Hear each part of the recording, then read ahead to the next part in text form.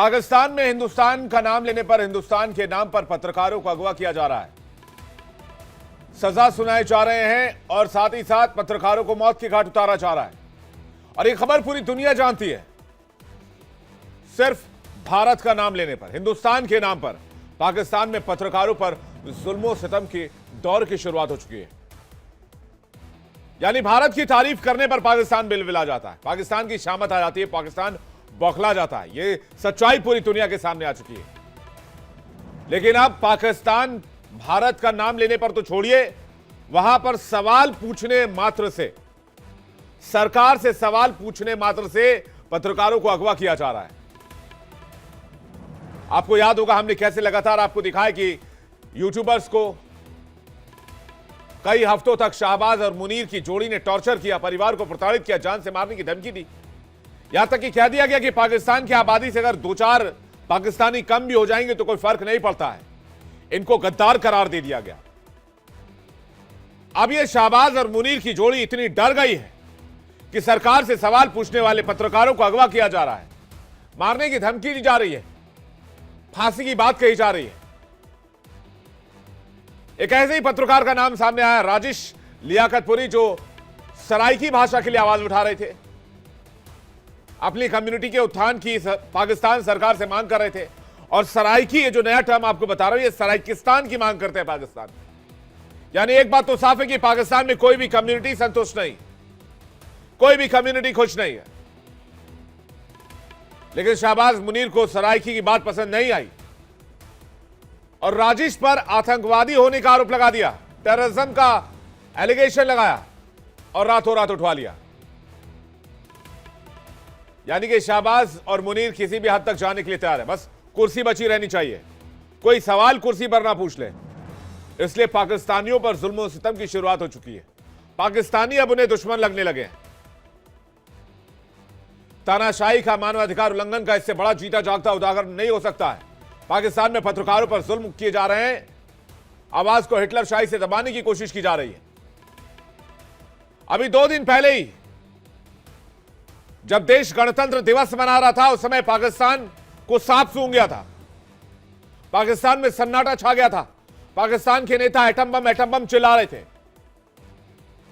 इसकी डिटेल भी मैं आपको दूंगा कि आखिर 90 मिनट के लिए पाकिस्तान की सांसें क्यों खुली हुई थी। लेकिन इंडिया डेली पर ही हमारी डिबेट में पाकिस्तानी पत्रकार आरजू काजमी ने शाहबाज और मुनीर को बेनकाब किया था। उन्होंने खुलासा किया था कि शाहबाज सरकार से सवाल पूछने पर पत्रकारों का क्या हश्र किया जा रहा है, उन्हें किस तरह सताया जा रहा, टॉर्चर किया जा रहा है।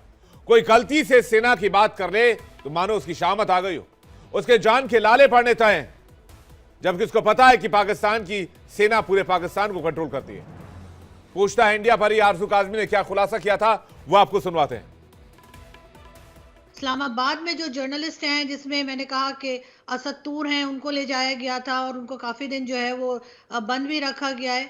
और उसके बाद मतीउल्लाह जान साहब को 2 बार ले जा चुके हैं, वो भी सीनियर जर्नलिस्ट हैं, उनको भी तंग किया गया, परेशान किया गया।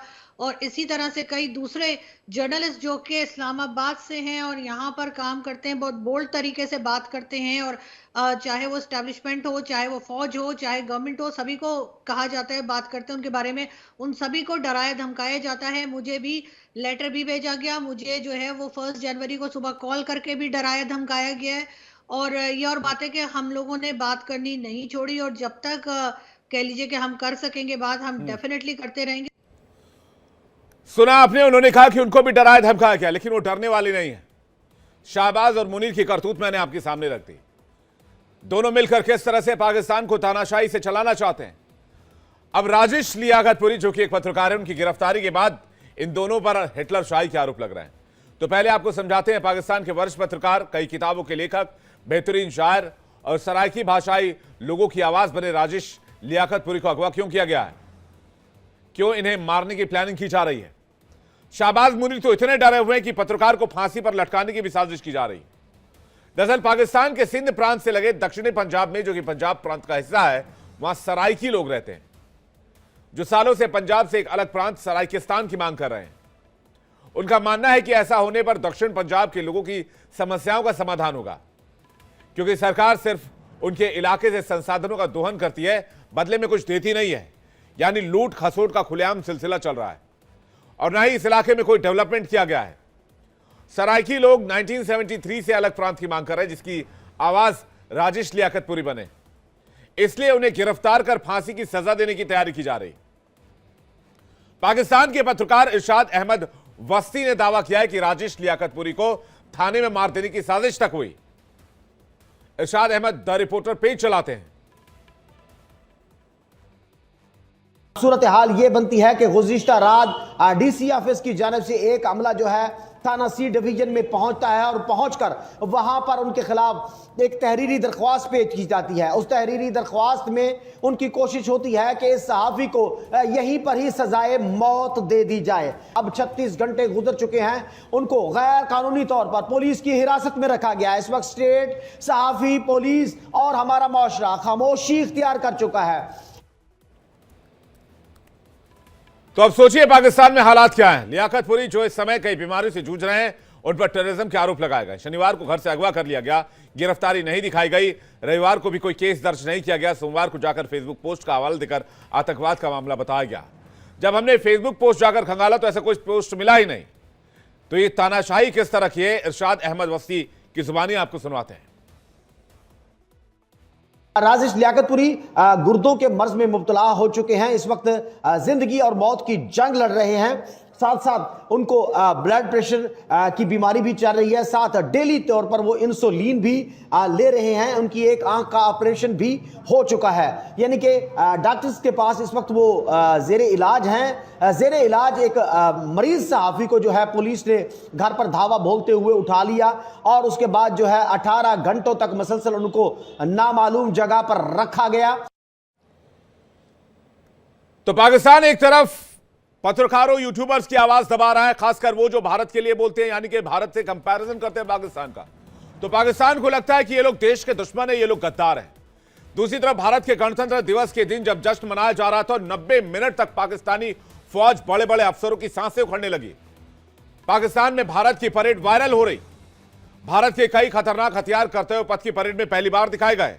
इसमें से कई ऐसे हथियार हैं जो पहली बार दुनिया देख रही थी, और जैसे ही ये हथियार सामने आए पूरे पाकिस्तानियों को सांप सूंघ गया। उनकी आवाज लड़खड़ाने लगी, सारा डर निकलकर बाहर आ गया और ये सब बातें करने लगे कि हमने जो पाकिस्तान बनाया, जो अलग मुल्क बनाया, उसे पूरी दुनिया में सबसे ऊपर होना चाहिए था। लेकिन क्या हुआ? कुछ नहीं, ढाक के तीन पात। पाकिस्तान एक टेररिस्ट मुल्क बनकर रह गया। पाकिस्तान यूनिक रिएक्शन एक यूट्यूब चैनल, ऐसे कई चैनल जिसमें यह कहा गया कि अब तो भारत दुनिया की चौथी महाशक्ति ही नहीं है, भारत चौथी अर्थव्यवस्था, इकोनॉमी भी बन चुका है, हर चीज मेड इन इंडिया है, यानी कि 90% चीजों में भारत आगे है। वो लोग कह रहे हैं, इसमें कोई शक नहीं है कि इंडिया एक अलग लेवल का देश बन चुका है। भारत का मुकाबला अब अमेरिका, रशिया, चाइना की मिलिट्री से। पाकिस्तान तो कहीं टिकता ही नहीं है।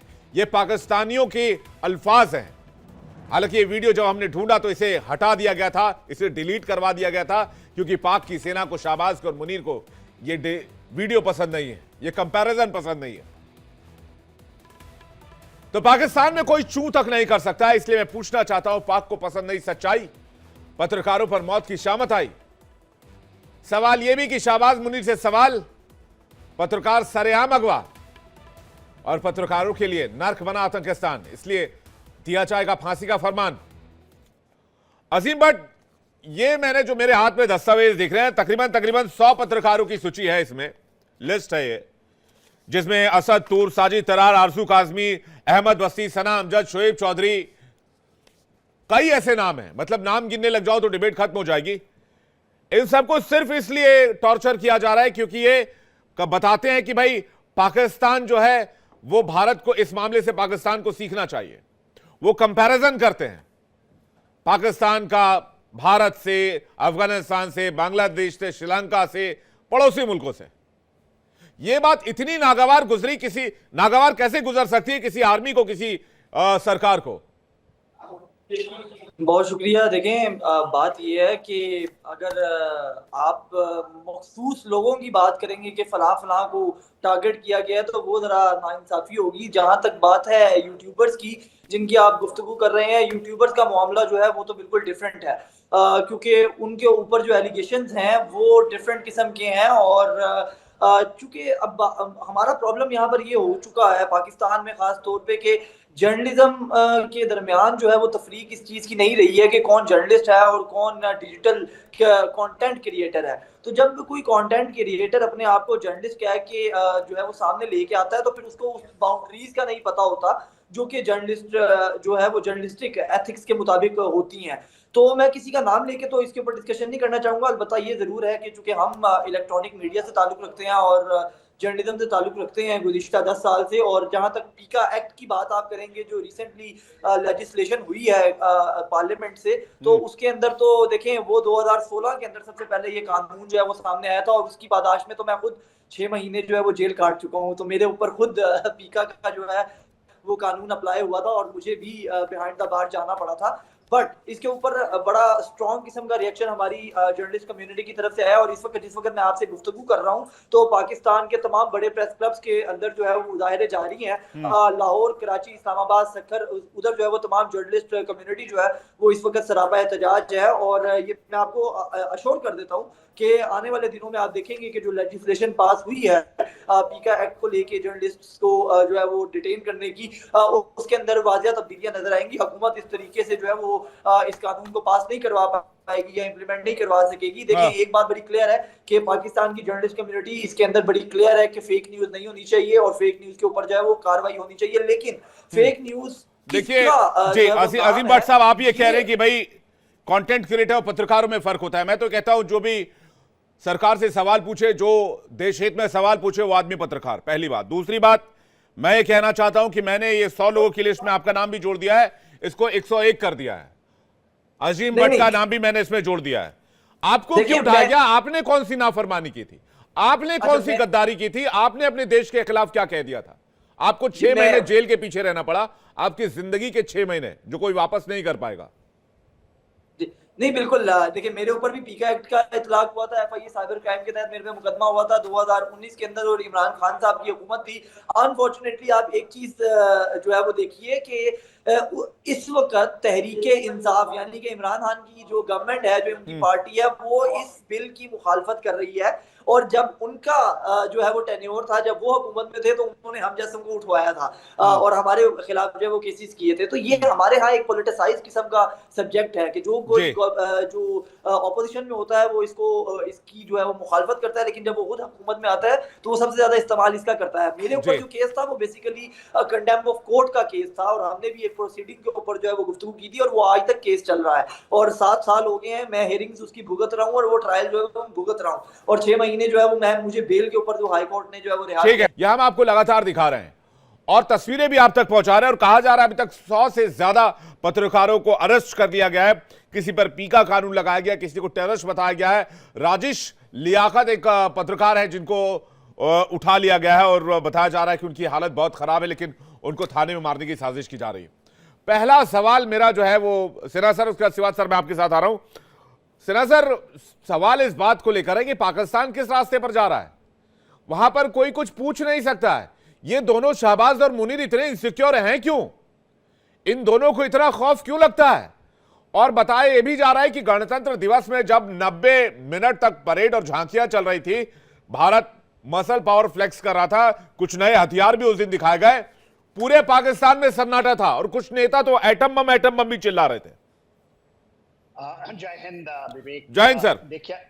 देखिए आपने एक सवाल किया है कि पाकिस्तान क्यों बार बार क्यों घबरा रहा है, क्यों इस तरह की चीजें कर रहा है। तो उसकी एक simple and straight forward analysis है कि पाकिस्तान का जो बाल्कनाइजेशन, जो टूटने की कगार में सिविल वॉर है एक तरह की, जो कि अनफोल्ड हो रही है। अभी आपने जिक्र किया कि हमारे गणतंत्र दिवस के अंदर में जिस तरह से परेड हुई और पाकिस्तान में दिखाया गया, वहां पर इंडोनेशिया के प्रेसिडेंट आए थे, जनरल सेवानिटो, ये वो हमारे चीफ गेस्ट साहब थे, उन्होंने कह दिया कि इंडियन डीएनए है पाकिस्तान में। एक जगह मैं देख रहा था और उनकी इतनी तारीफें हो रही हैं। वो एक मुस्लिम हैं, इंडोनेशिया के रहने वाले हैं, और जो डिनर के समय उन्होंने एक बहुत बड़ी बात कि उन्होंने अपनी डीएनए टेस्ट कराई थी और डीएनए में निकला है कि भारतीय। तो पाकिस्तान के अंदर में 23 करोड़ लोग रहते हैं, हमारा 140 की आबादी, 40 करोड़ की आबादी है। उसमें से डीएनए आप चेक करवाएंगे ना तो 100% भारतीय। और यही मैं बार बार कहता हूं, देखिए आप भी इस प्रोग्राम को बार बार चलाते हैं तो उसका एक बहुत बड़ा, आपने अपने प्रोग्राम में एक बहुत बड़ी चीज उठाई है। पहली बार डिबेट में मैंने सुना, विवेक, सराकी प्रोविंस के बारे में आपने बात किया, ये कभी डिबेट में नहीं आता है, कभी नहीं। और आपने कहा लियाकत पुरी जो हैं, जो वहां के एक्टिविस्ट कर्मी, एक जर्नलिस्ट हैं जिनको उठाया गया और उनकी जान की कहा जा रहा कि फांसी की सजा होगी। तो मैं उसके ऊपर में आपको एक तो मुबारकबाद देता हूं कि आपने उठाया। ये एक बहुत बड़ा मुद्दा है, भारतीयों को जानने की जरूरत है। ये पंजाब का हिस्सा है। देखिए आप तो सिंध की बात सुनते हैं, बलूचिस्तान की बात सुनते हैं, खैबर पख्तूनख्वा की बात करते हैं, पीओके, मगर सारी जो का इसको जानने की बहुत जरूरत है। ये मुल्तान का इलाका है, भावलपुर, भावलनगर, ये सब सुना होगा। ये सतलज के उस उधर का इलाका है। वो एक समय आया था, आवाज भारत के साथ मिलता है और सिंध के साथ ये जुड़ता है। तो ये बहुत बड़ा है और ये मिलना चाहते थे। अभी तो ये कह रहे हैं कि प्रोविंस के 2 पार्ट हों। पंजाब के अंदर में इतनी बड़ी चीज, इतनी बड़ी, भावलनगर, भावलपुर यदि आप देखेंगे स्ट्रेटेजिकली, ये पूरा का पूरा एक खंड है जो भारत के साथ आके मिलना चाहता, और इसलिए बलबलाहट है, इसलिए वहां के लोग हैं, इसलिए वहां पर पीका कानून ला रहे हैं, क्योंकि 23 करोड़ जन, ये केवल नहीं कह रहे कि यूट्यूबर्स या कोई कह रहा था कि कंटेंट राइटर्स कर रहे हैं। वहां के 23 करोड़ जगह आपने सुना होगा ना, पूरे गिलगिट बाल्टिस्तान से नीचे तक सिंध आ जाइए, बलूचिस्तान चले जाइए। केवल उनकी एक मांग है कि अभी तो वो आजादी की मांग करते हैं, और उसके बाद वहां से आवाजें आ रही कि भारत के साथ। आपके चैनल में तो अयूब मिर्जा साहब बैठते हैं, वो तो खुली चुनौती देते हैं कि आपके चैनल में आते हैं बलूचिस्तान के बहुत सारे एक्टिविस्ट एंड लीडर जो बाहर चले, जिनके पाकिस्तान के अंदर में जिंदा रहना मुश्किल है, वो आवाज लगाते हैं कि आप। तो यही आप देख रहे हैं, इसी की सबसे बड़ी डर है उनको। इसलिए नहीं, तब तो 5 हो गए ना सिन्हा सर। एक बालूचिस्तान हो गया, एक पश्तून हो गया, केपी हो गया, खैबर पख्तूनख्वा, एक हो गया आपका जो है वो सिंध हो गया, एक सराइकिस्तान जिसकी मांग उठ रही है जो आज हमने आपको बताया, और एक खुद पाकिस्तान छोटा सा टुकड़ा रह जाएगा। और गिलगित बाल्टिस्तान पीओजे वाला इलाका जो है वो तो हमारा है ही, उस पर हमारा क्लेम तो है ही। तो ये तो 5-6 टुकड़े हो गए कुल मिलाकर। जी हाँ, एब्सोल्युटली, आपने तो बहुत अच्छा आइडेंटिफाई किया है। एग्जैक्टली, और ये हो रहा है जमीन पे, ये नहीं कि कोई। देखिए जिस तरह से वहां पर अटैक्स आ रहे हैं, खास करके डूरन लाइन के ऊपर में बलूचिस्तान, अभी यहाँ पर जो मुल्तान के अंदर में जो छिड़ा है, और आपने इसको उठाया है भारत के लोगों को, तो ये तो हम ग्रेटर पंजाब की बात, और यही जब राजा हमने सुना है, जब हमारे पंजाब के सूरवीर जब उसकी बात करते थे, मैं राजा रणजीत सिंह की बात कर रहा हूं, उस समय उनकी खड़गें यहां से आती थी। वही चीज चाह रहे हैं, पाकिस्तान से भी और पंजाब से भी आवाजें उठ रही हैं। बिल्कुल, 23 करोड़ पाकिस्तानियों का डीएनए तो हिंदुस्तान का, शाहबाज मुनीर कितनी ताकत लगाएंगे, ये सवाल सबसे बड़ा होता है। सिन्हा सर, मैं आपके पास वापस लौटूंगा, सिवाज सर का रुख कर रहा हूं, कर्नल दिनेश नैन का रुख कर रहा हूं, लेकिन इस बीच बड़ी खबर आ रही है, ब्रेकिंग न्यूज पाकिस्तान से, विजुअल्स भी आ रहे हैं मेरे पास। पाकिस्तान में पत्रकारों पर अत्याचार के बाद बहुत जोरदार प्रदर्शन शुरू हो गया है। शाहबाज और मुनीर के खिलाफ पत्रकारों ने हल्ला बोल शुरू कर दिया है। पाकिस्तानी संसद के बाहर बहुत बड़ा प्रदर्शन हो रहा है। तस्वीरें आपको दिखा रहे हैं, देखिए पाकिस्तानी पार्लियामेंट के बाहर की तस्वीर आप देख रहे हैं। पाकिस्तान के पत्रकार, पाकिस्तान के जर्नलिस्ट मुहिम चला रहे हैं, शाहबाज मुनीर को वार्निंग दे रहे हैं, चेतावनी दे रहे हैं कि इस तरह से जर्नलिस्टों पर अत्याचार बर्दाश्त नहीं किया जाएगा।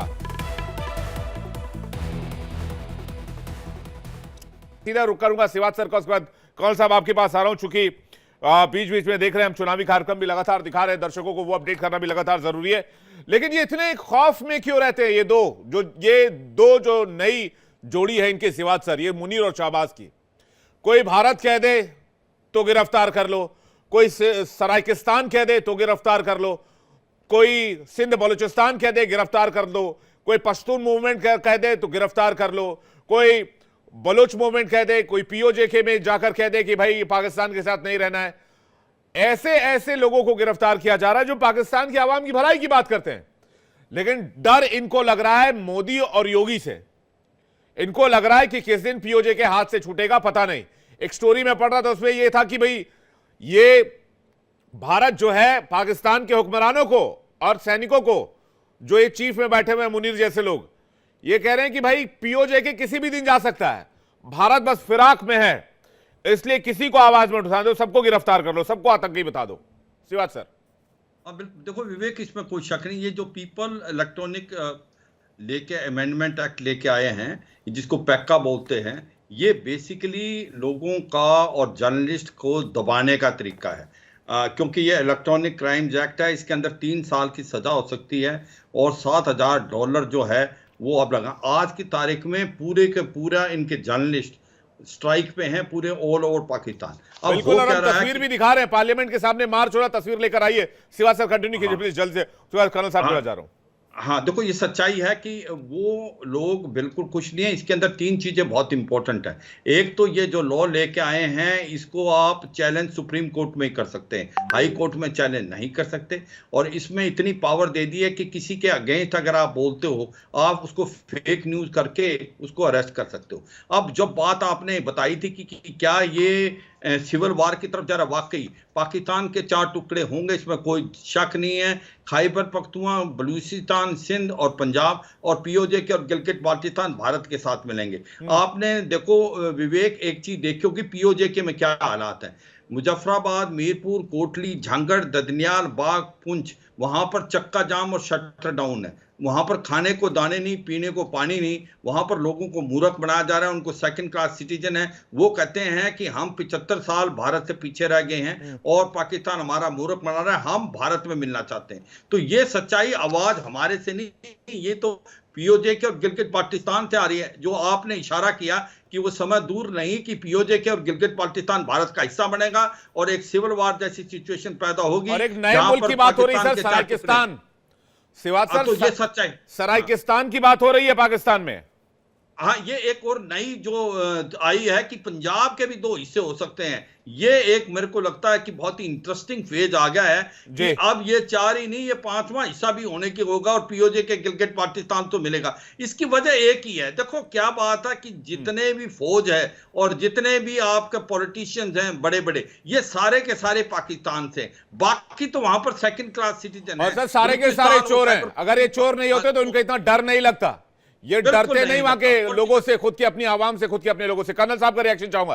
कर्नल साहब, देखो विवेक, प्रेस के ऊपर इस तरह की पाबंदियां लगाना पाकिस्तान में कोई नई बात नहीं है। बिल्कुल सही बात। अगर आप जियाउल हक के जमाने से देखें जी, मुशर्रफ के जमाने से देखें, और उस टाइम पे अगर आपको याद हो, मुशर्रफ के जमाने तो पत्रकारों के ऊपर फायरिंग तक कराई गई है। हामिद मीर जो कि जियो टीवी के एडिटर हैं, उन्होंने काफी कुछ फेस किया। उसके बाद फैज हमीद का जमाना आया इमरान खान के टाइम का, उसमें फैज हमीद ने भी जो जनरल रानी वाले किस्से हुए, जब पत्रकारों ने उठाया उसकी बीबी और उसके बारे में, तो कितना पत्रकारों के साथ में जो है दुराचार किया गया। तो हम सब इस बात से जाहिर है, मतलब हमें सब पता है इस बारे का। लेकिन फर्क है विवेक थोड़ा सा, अभी बात का फर्क 2 है। एक तो है कि पहले जो पाकिस्तान की सेना थी ना विवेक, उसके बारे में उन्होंने एक हवा बना रखा था भारत का दर्द दिखा के, और पाकिस्तान की जनता इनकी इज्जत करती थी। इनके बारे में, एस्टेब्लिशमेंट के बारे में लोग बोलते नहीं थे जी।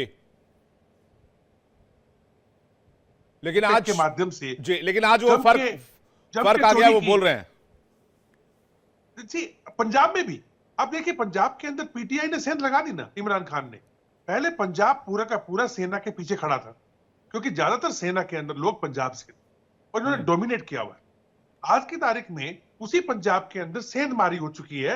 लोगों को समझ में आ गया है कि ये सेना के अंदर जो जनरल साहब लोग बैठे हैं, इनको पाकिस्तान से, जनता से वो जो बातें करते हैं बड़ी बड़ी पेट्रियोटिज्म की या देशभक्ति की, वो कुछ भी नहीं है। इनको अपने बैंकों से मतलब है, बाकी जनता जाए भाड़ में। और वो भुखमरी और वो जो इन्होंने महंगाई और रोजगार, बेरोजगारी जो देखी है पाकिस्तान ने पिछले कुछ चंद सालों से, उससे दिन प्रतिदिन इनके मन में इसका सारा ठीकरा इन लोगों को उन्होंने सेना के ऊपर फोड़ा है, क्योंकि सेना ने ही पर्दे के पीछे हो या पर्दे के सामने एक अनकहा मार्शल लॉ हो या सामने से मार्शल लॉ हो, पाकिस्तान को हमेशा लोकतंत्र से दूर रखा है। यहाँ पे कोई डेवलपमेंट नहीं हुआ, डेवलपमेंट हुआ तो सिर्फ जनरलों का हुआ और ये जो पॉलिटिशियन उनकी चमचागिरी करते घूमते हैं उनका हुआ। और जिस प्रकार से देखिए अभी सोशल मीडिया के अंदर हमने देखा, चाहे वो शोएब चौधरी था, चाहे सना अहमद थी या जो शाइला खान वगैरह लोग हैं, यहाँ तक कि आप आरजू जैसी जो पत्रकार रही हैं, सबको जिस प्रकार से डराया गया, अब पूरी की पूरी जनता के अंदर एक रोष है, अंदर में रोष बन गया है। और ये रोष आपको सड़क पे दिखाई दे रहा है, जो आप दिखा रहे थे थोड़ी देर पहले, जो कि इनकी पार्लियामेंट के सामने पत्रकार, सीनियर पत्रकार भी बाहर निकल के आ गए। बिल्कुल, कि अब नहीं चलेगा। वो थोड़ी देर पहले की तस्वीरें मैंने पीसीआर को रिक्वेस्ट भी किया विजुअल चलाने के लिए, प्लीज एक बार चलाइएगा। जी सर। तो अभी आप देखिए पाकिस्तान के अंदर एक तरीके से एक बगावत सी आ गई है इस एस्टेब्लिशमेंट के खिलाफ। और ये एस्टेब्लिशमेंट को अपना वही रुतबा, अपनी वही इमेज, अपना वही शान शौकत पाकिस्तान की पब्लिक के माइंड में बनाने में बहुत टाइम लगेगा, क्योंकि पाकिस्तान आज की तारीख में इतनी गुर्बत से जूझ रहा है। सर वो इज्जत बनी नहीं सकती। एक बार आप चोर घोषित हो गए तो हो गए, एक बार आप चोर घोषित हो गए, एक बार लुटेरे घोषित हो गए तो आवाम पहचान, जनता पहचान जाती है। और वही पाकिस्तानी सेना के साथ हो रहा है। आज जब पत्रकार बोल रहे तो नए नए कानून लगाए जा रहे हैं। मैं सिन्हा साहब के पास जा रहा हूं। सिन्हा साहब, पाकिस्तान में अगर इसी तरह से पत्रकार आवाज उठाते रहे और ये शाहबाज और मुनीर की जोड़ी पर तानाशाही के आरोप लगते रहे तो ये इसका रुख क्या होगा? देखिए, पाकिस्तान का रुख तो मेरा ये मानना है कि जो स्ट्रेटेजिक टाइमिंग्स आते हैं तो रुख तो ये है कि हम जब भारत की विस्तार की बात करते हैं, भारत को जो हमारा अपना है इलाका, वो तो हमें आना ही चाहिए ना। और वहाँ के लोगों का है, ये पत्रकार भी उन्हीं लोगों से आए हैं। आपने जैसा बताया 23 करोड़ लोग रहते हैं, अभी 24 करोड़ के आसपास जा रहे हैं। वो वहाँ का बच्चा से आप जाकर के काफी रिसर्च के अलावा मेरी भी वहाँ पर से कहीं कहीं है अपना इंटरनल कनेक्शंस, तो वो जब बातें करते हैं तो वो आपके बारे में जैसे कहते हैं कि जैसे इंडियन मीडिया की बातें करें, मैं दूसरी छोड़ दूं, भारत की सेना की छोड़ दूं, यहाँ के नेताओं की छोड़ दूं, इंडियन मीडिया क्या भी होती है कि वो खुले आप कुछ भी कह सकते हैं। आप एक पत्रकार हैं, कभी आप अपने सत्ता के विरुद्ध किसी चीज को जो इस तरह से पेश होती है, हाँ, तो वो जो चीजें वहां से पाकिस्तान से उठकर वो एक चीज दिखाता है। और मैंने आपके शुरुआत में एक बताया था कि देखिए, इंडोनेशिया के जो प्रेसिडेंट साहब ने कहा डीएनए तो भारत का ही है, डीएनए मैटर्स, और डीएनए मैटर्स है। आप देखिए, यदि रशिया यूक्रेन की वार में आपको मैं उसकी तरफ इंगित करूं तो क्या है, यूक्रेन के वो जो डोनबास का इलाका है वहां पर भी वो रशियन डीएनए है, इसलिए वहां पर ये तो डीएनए वेरी इंपॉर्टेंट।